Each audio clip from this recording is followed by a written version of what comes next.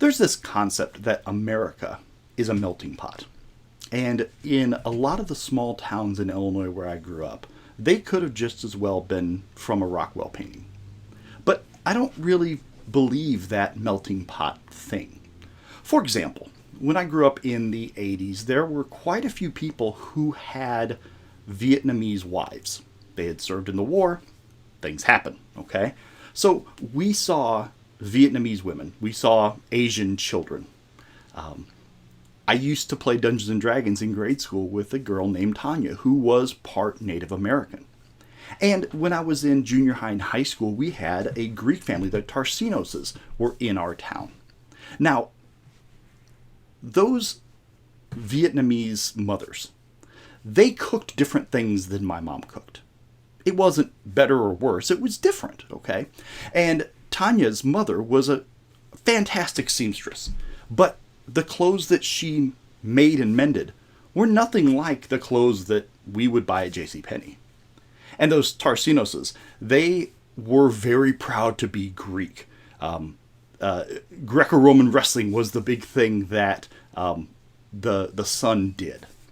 So we were peers. Absolutely, we were peers. But we weren't the same. And that's a good thing. Okay? In this country, we have that diversity, and that really is our strength. Now, none of these people had to give up their identity to become American. Many of them were multilingual, which is awesome. We have a lot of things in this country that are great. We have pizza and noodles and tacos and gyros and hummus that all come from different places. So my contention is that America is not a melting pot so much as it is a stew. And all of these different diverse ingredients make the entire structure better. You have a better meal when you mix more ingredients.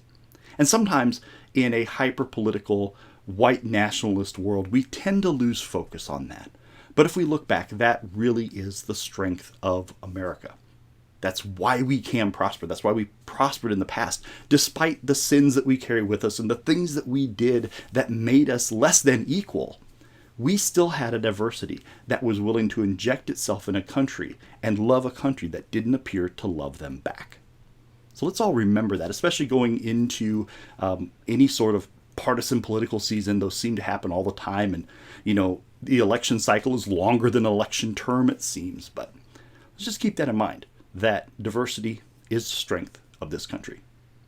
Thank you.